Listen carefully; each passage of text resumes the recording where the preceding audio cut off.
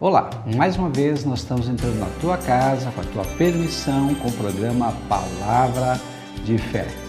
Nessa oportunidade eu quero fazer uma reflexão da Palavra de Deus que está no livro de Apocalipse, capítulo 3, versículo 14 ao 22. Assim diz a Palavra de Deus. Ao anjo da igreja em Laodiceia, escreve estas coisas, diz o Amém, a testemunha fiel e verdadeira, o princípio da criação de Deus. Conheço as tuas obras, que nem és frio nem quente. Quem dera fosse frio ou quente. Assim, porque és morno, nem és quente nem frio, estou a ponto de vomitar-te da minha boca, pois dizes, estou rico e abastado, e não preciso de coisa alguma, e nem sabes que tu és infeliz, sim, miserável, pobre, cego e nu. Aconselho-te que de mim compres ouro refinado pelo fogo, para te enriqueceres, vestiduras brancas, para te vestires, a fim de que não seja manifesta a vergonha da tua nudez, e colírio para ungires os olhos, a fim de que vejas. Eu repreendo e disciplino a quantos amo. Sê, pois, zeloso e arrepende-te. Eis que estou à porta e bato. Se alguém ouvir a minha voz e abrir a porta, entrarei em sua casa e cearei com ele e ele comigo. Ao vencedor dar-lhe-ei sentar-se comigo no meu trono, assim como também eu venci e me sentei com meu Pai no seu trono. Quem tem ouvidos, ouça o que o Espírito diz às igrejas. Que palavra tremenda, que palavra sensacional. Primeiramente, nós temos que entender, quando a gente fala às vezes sobre Apocalipse, muitas pessoas têm medo, mas Apocalipse significa revelação. Há uma promessa que todos aqueles que leiam, todos aqueles que obedeçam essa palavra, vai ter bem-aventuranças, ou seja, vão ser mais que felizes. Então, Deus quer que nós, seus filhos, entendamos melhor esse livro. Lá em Apocalipse capítulo 2, versículo 1, nós vemos Jesus caminhando entre os 7 candeeiros. Candeeiros, quando a Bíblia fala, está se relacionando a igrejas, ou seja, a igreja do Senhor Jesus aqui nessa terra, apenas uma igreja. Então, Jesus é o dono da igreja.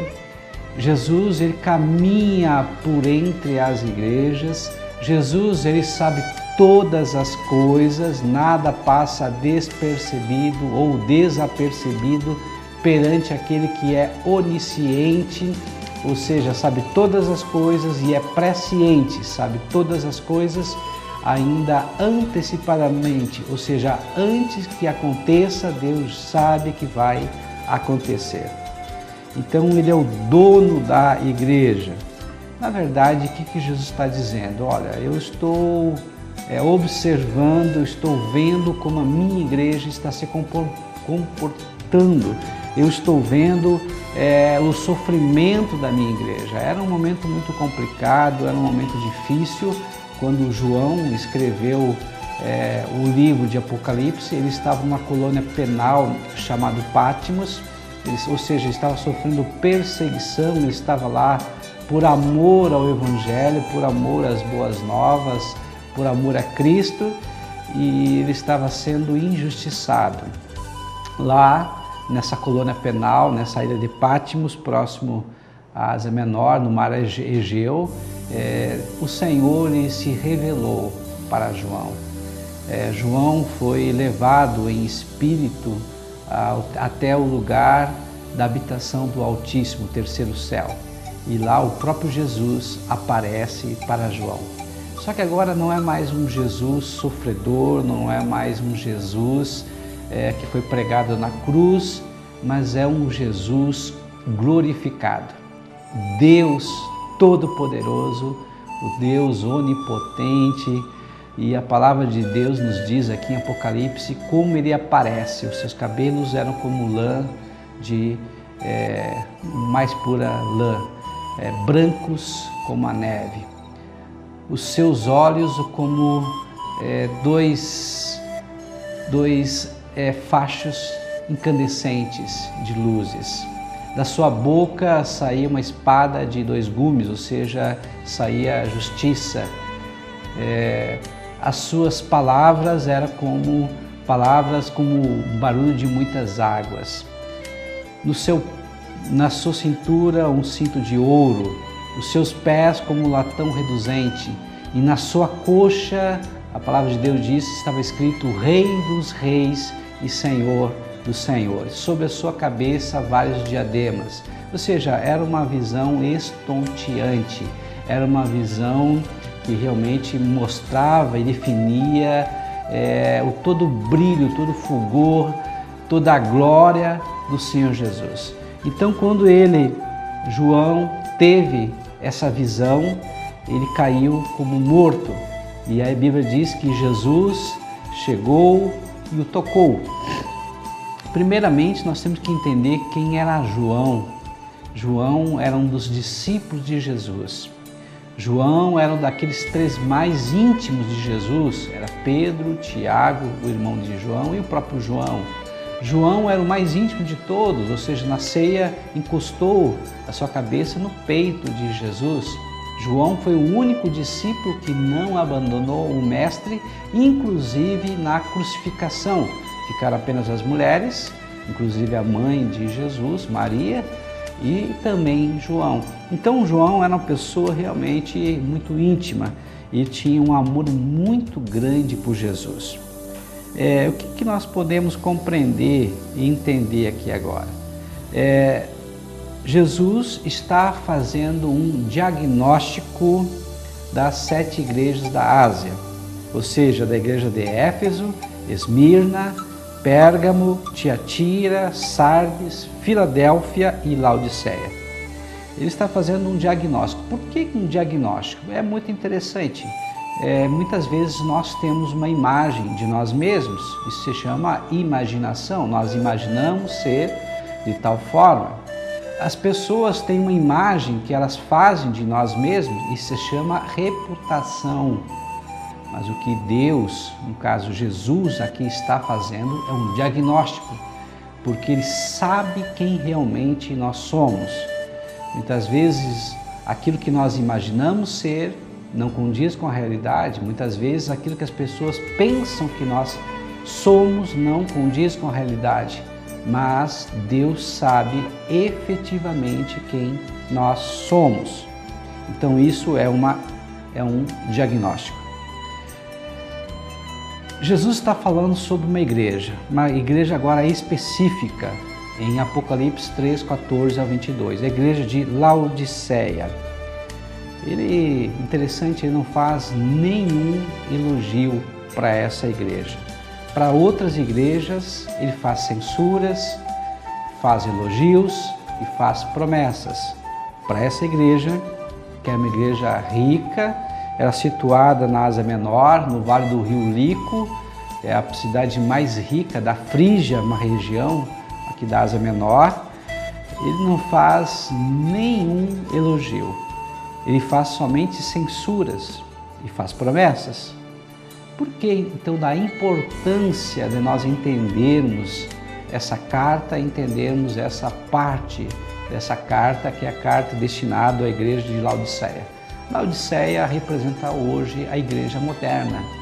Laodiceia representa hoje a igreja contemporânea, a igreja dos dias atuais, a igreja onde ela está preparada, ou pelo menos tentando se preparar para a volta de Jesus. Como essa igreja é vista então por Jesus? Será que realmente nós estamos preparados? Será que é uma igreja que está influenciando o mundo ou sendo influenciado pelo mundo? É algo para a gente pensar e analisar. Primeiramente, Laodiceia, significa julgamento do povo. E essa cidade foi fundada por Antíoco II, e ele deu o nome da sua esposa. Então a esposa de Antíoco II, esse rei, esse imperador, se chamava Laodiceia. E era um nome muito comum. Dos versículos 15 ao 17, Jesus está fazendo um diagnóstico dessa igreja. Do versículo 18 ao 20, Jesus faz um apelo a essa igreja. E do versículo 21 ao 22, Jesus faz uma promessa para essa igreja. Primeiramente, vamos para o diagnóstico. Ele começa falando que ele é o Amém, ou seja, a pessoa verdadeira, ele é a própria verdade. Em João 14,6, Jesus disse que eu sou o caminho, a verdade e a vida. Ninguém vem ao Pai senão por mim. Então, Jesus está dizendo, eu sou a própria verdade. Quem conhece a mim está e anda na verdade. E ele diz, conheço as tuas obras. Ou seja, nada passa desapercebido diante de Deus. Ele conhece tudo, nada fica oculto perante Ele. E Ele diz que nem és frio nem quente. Algo bem interessante, que essa cidade, Laodiceia, vivia próximo a outras duas cidades. Uma cidade chamada Herápolis e uma cidade chamada Colossos. A cidade chamada Herápolis era uma cidade conhecida por águas termais, águas térmicas, e também ser águas medicinais. Havia muitos elementos naturais que favoreciam, facilitavam a cura. Então era uma cidade muito bela, muito agraciada por essas águas termais. Já por sua vez, Colosso era uma cidade conhecida por águas refrescantes, águas frias, águas que vinham das montanhas. Então era uma água que trazia refrigério para aqueles que também estavam cansados. Já a cidade de Laodiceia não tinha fonte de águas naturais. As águas vinham através de arquedutos, e esses arquedutos traziam essa água que já não vinha tão quente, já vinha morna, e também, por outro lado, não era tão limpa. Algumas pessoas que passavam por lá tentavam tomar essa água e provocava ânsia de vômito, e algumas, inclusive, vomitavam. Então, o que Jesus está dizendo é algo que eles tinham conhecimento, era algo que eles viviam. As águas dessa cidade chamada Laodiceia não eram águas propícias, boas para se beberem. Geralmente provocavam ânsia de vômito. O que Jesus diz? Você é morno, ou seja, você provoca ânsia de vômito em mim. É isso que Jesus está dizendo. Então nós temos que tentar compreender o que significa esse provocar o ânsia de vômito no Senhor. Jesus está dizendo, olha, eu preferia que você fosse quente, ou seja, que você tivesse intimidade comigo, que você andasse comigo, que você produzisse alegria a mim. Ou, por outro lado, eu preferia então que você se afastasse de mim, porque pelo menos você não iria dizer que era meu, mas como você diz que é meu, que é minha igreja, e você não anda conforme eu quero que você ande, você provoca ânsia de vômito. Ou seja, provocar ânsia de vômito significa ter uma hipocrisia espiritual. Significa falar que é do Senhor Jesus, mas as suas atitudes não condiz com o que se prega. Ele prega uma coisa e vive outra. Então a igreja de hoje, nós temos que ter esse cuidado. Falamos muito de Jesus, mas praticamos poucas as suas obras. Temos poucas atitudes que nos revelam, que nos identificam com o Mestre. Nós dizemos que temos que amar, mas não amamos, é só de boca. Dizemos que temos que ter paz entre as pessoas, mas provocamos discórdia, divisão. Isso é ser uma igreja morna, uma igreja que prega muito, mas vive pouco o Evangelho de Cristo. E esse vomitar, essa ânsia que causava em Jesus, esse nojo, esse enjoo, essas atitudes. um certo homem de Deus, né, dizia que nós temos que pregar o que vivemos e viver o que nós pregamos. E a discrepância entre o que nós vivemos e o que nós pregamos é que afastam as pessoas de Cristo. Muitas pessoas gostariam até de ser cristãs, mas muitas vezes não são cristãs, não se aproximam de Cristo por verem pessoas falando muito bem, pregando muito bem, mas vivendo muito mal. Uma certa feita, um cristão chegando para o seu pastor, para o seu líder, diz para o pastor: pastor, o senhor é um excelente pregador. O pastor ficou cheio de orgulho, vaidade, e recebeu aquilo, realmente recebendo a glória para si. Mas também o cristão disse para seu pastor: pastor, o senhor é um péssimo cristão. Ou seja, o que ele estava falando não é questão de título, é uma questão de vida. Ou seja, nós temos que pregar o que nós vivemos e viver o que nós pregamos. Se nós não vivemos, ou pelo menos não procurarmos viver o que nós pregamos, nós vamos ser que nem os escribas, os fariseus, falsos, religiosos, hipócritas, onde o Senhor diz: eu não tenho pacto contigo, não tenho aliança contigo, porque tu dizes uma coisa e faz outra.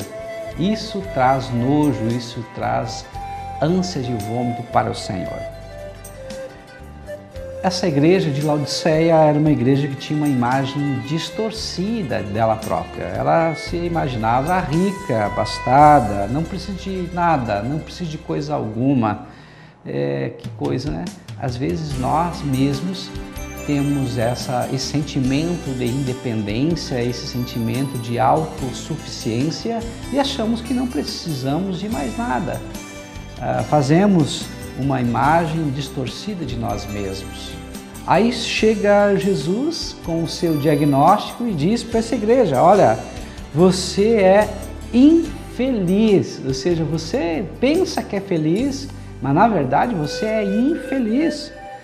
Você é miserável, pobre. Uma igreja que se achava rica. Jesus está dizendo: você é pobre, miserável. Você é cega, ou seja, você acha que vê, mas na verdade não vê nada. E você é nu, você acha que se veste de uma forma esplendosa, mas você, pelos meus olhos, espiritualmente eu te vejo como nu. Você está em vergonha comigo. Então essa é uma igreja que nós podemos dizer que é uma igreja narcisista. Ela se achava, quem sabe nós também. Achamos que somos alguma coisa só pelo fato de termos educação, cultura, diplomas, termos dinheiro, uma boa casa, um bom carro e às vezes olhamos com desdém em relação às outras pessoas.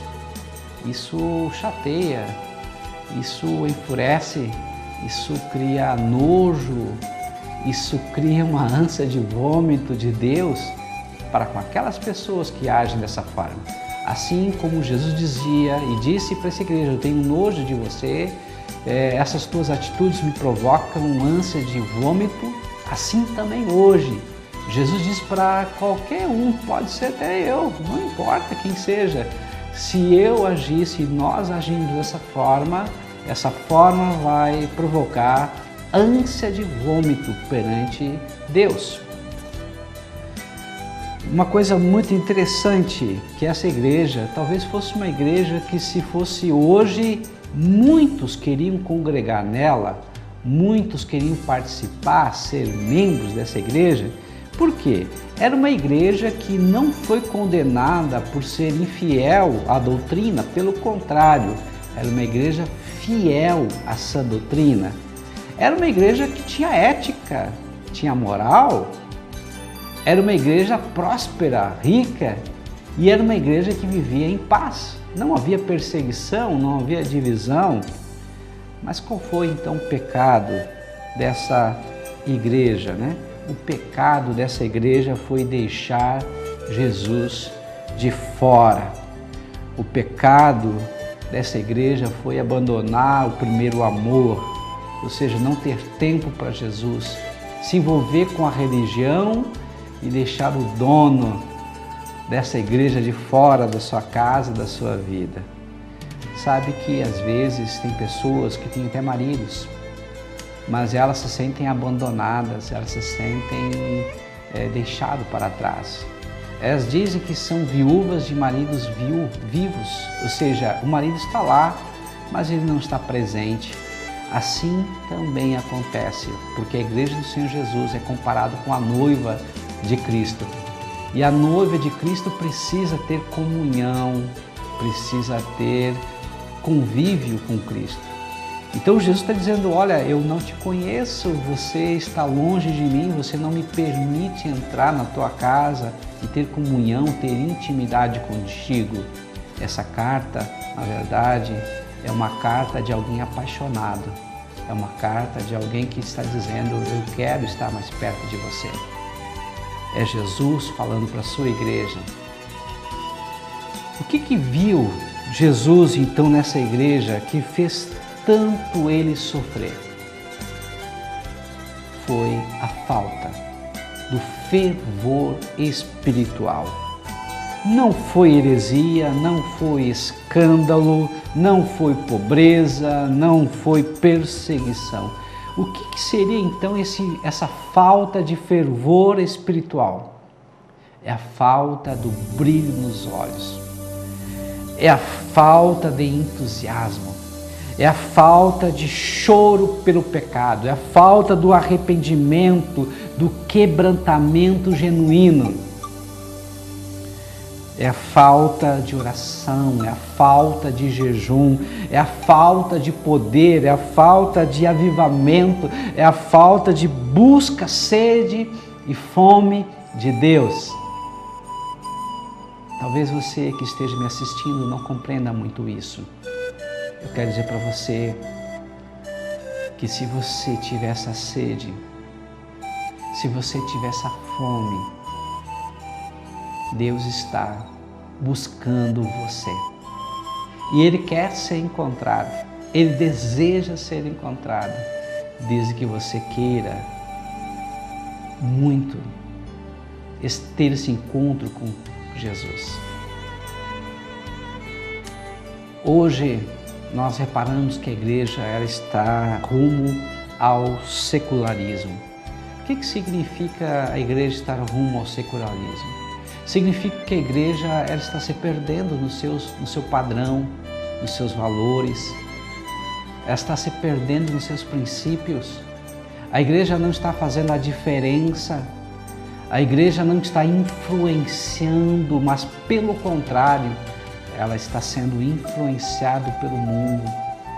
A igreja foi destinada com um propósito lindo, ser luz, ou seja, onde ela estiver, trazer luz para aqueles que estavam em trevas, iluminar, trazer segurança, trazer paz, trazer tranquilidade. A igreja foi feita para ser sal, ou seja, para dar sabor. Mas nós vemos hoje uma igreja morna, uma igreja que tem apenas uma capa, uma máscara de religiosidade. Fala muito bem, mas pratica muito pouco daquilo que fala. Faz muito pouco. De tanto que fala que ama o Senhor e ama o próximo, mas as suas atitudes dizem o contrário. Por isso que Jesus hoje está dizendo que Ele tem ânsia de vômito por causa dessa igreja. Então, na verdade, é uma carta de alguém apaixonado, dizendo: muda, arrepende-te, me busca. Eu quero ser encontrado por você. Esse é o momento que Jesus está buscando aqueles que realmente têm sede e fome dele. O único que pode então restaurar o fervor no coração dessas pessoas, da igreja, é o Senhor da igreja, ou seja, é o próprio Jesus. Ninguém mais pode fazer esse trabalho. Não tem estratégia humana, não tem apelo emocional, nada pode mudar a essência do homem, o interior do homem, se não for o próprio Deus. o próprio Jesus. E Ele hoje está fazendo um apelo para mim e para você. Ele diz: aconselho-te a comprar ouro refinado em fogo. Ou seja, Ele não quer mais uma igreja independente, não quer mais uma igreja autossuficiente, Ele não quer mais uma igreja que tenha uma imaginação dela própria distorcida. Mas Ele quer, Jesus quer, que nós não venhamos mais a confiar em nossos recursos materiais, ou ouro, riquezas. Ele quer lavar as nossas vestes, porque espiritualmente estamos nus, envergonhados diante de Deus. Ele quer lavar nossos pecados no seu sangue, o sangue que é o da nova aliança, que tira o pecado do mundo. Ele quer colocar em nossos olhos o verdadeiro colírio, que cura a nossa cegueira espiritual, cura o nosso orgulho, cura a nossa soberba, cura o nosso egoísmo, cura a nossa vaidade. Jesus quer nos salvar. É isso que ele está dizendo nessa carta. E Jesus, ele pega pesado com essa igreja. Jesus, ele pega pesado dizendo que eu repreendo e disciplino a quantos amo. Hoje, Jesus está pegando pesado comigo. Jesus está pegando pesado contigo. Mas sabe por que Jesus pega pesado conosco? Por um simples fato. Porque Ele não desiste de nós. Ele não abre mão da minha salvação. Ele nos quer ver próximos dEle, pertinho dEle, juntinhos dEle. Ele quer nos cuidar. Ele quer sarar todas as nossas feridas. Então a única forma de reavivar a igreja é nós nos assentarmos à mesa com Cristo. É nós termos a intimidade com Ele. E aí diz em Apocalipse 3:20, eis que estou à porta e bato, se alguém ouvir a minha voz e abrir a porta, entrarei em sua casa e cearei com ele e ele comigo. Que coisa linda! Convite de Jesus é aquele convite para nós termos aquela última refeição da noite, a última chamada para o jantar. E profeticamente o Senhor está dizendo: estou à porta do teu coração, porque eu estou voltando. E a minha igreja, aquela que tem intimidade comigo, aquela que tem seu nome escrito no livro da vida, quando as trombetas soarem, essa igreja, ela vai ser arrebatada, vai ser chamada de uma forma potente e carinhosa a se encontrar comigo nos ares, e nós celebraremos o nosso casamento, Jesus Cristo, o noivo, com a igreja, a noiva. Aquela igreja que tem intimidade com Ele, aquela igreja que chora aos pés dEle, aquela igreja que não é perfeita, mas ela vive em função da perfeição, rumo à maturidade espiritual. E aqui no versículo 21 diz ao vencedor, ou seja, aquele verdadeiro cristão. Você é um verdadeiro cristão, você segue a Cristo. Ser cristão é ser parecido com Cristo, ou seja, falar como Ele falava, pensar como Ele pensava, agir e reagir como Ele agia ou reagia. A esses, ao verdadeiro cristão, esses são vencedores e esses são convidados a andarem com Ele e a subirem na hora dessa trombeta soar. Então Jesus agora ele sai da intimidade da mesa para a publicidade do trono. Ele diz assim no versículo 21, ao vencedor dar-lhe-ei de sentar-se comigo no meu trono, assim como também eu venci e me sentei com meu Pai no meu trono. Que interessante. Então quem vai se sentar publicamente no trono com Jesus? Quem se sentou intimamente com Ele à mesa, se você tem intimidade com Deus, se você anda com Ele, se você consegue ouvir a sua voz, se você consegue sentir a sua presença, a sua doce presença, você é chamado para sentar-se no trono com Ele nos céus. Esse é o chamado para hoje. Deus não desiste de você. Deus te quer pertinho dele. Se hoje você abrir a porta do teu coração, porque você faz parte da igreja dele, ele vai entrar, ele vai comer com você, ele vai selar uma aliança contigo, porque desde os tempos bíblicos até hoje, até na cultura oriental ainda hoje, cultura árabe, cultura dos judeus, quem senta à mesa dessa cultura é porque tem uma aliança com ele. Se você hoje abrir a porta do teu coração, Jesus vai entrar e vai firmar uma aliança, um pacto contigo. Eu quero orar por você nesse momento. Deus amado e Deus bendito, essa pessoa que ouve essa palavra, que o Espírito Santo de Deus possa entrar no coração dessa pessoa e convencê-la de todo o mal.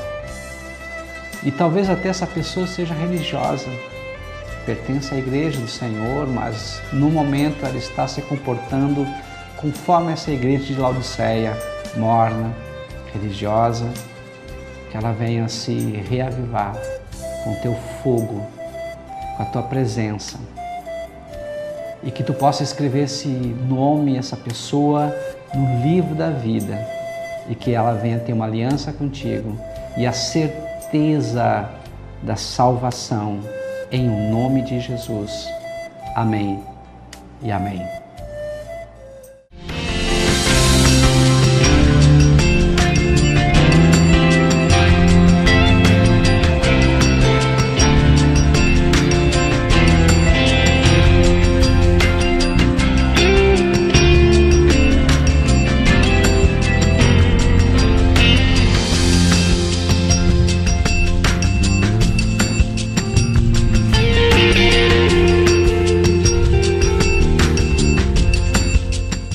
Olá, eu sou o pastor Adão Lemos do Instituto Teológico Batista Catarinense. Eu quero te convidar para um curso de teologia. Esse curso tem duração de 2 anos, acontece todos os domingos, das 9 às 11h30, na faixa velha de Camobi, RS 509, número 3278, na Igreja Batista Vida Nova de Camobi, no Pé de Plátano. Você é o nosso convidado especial.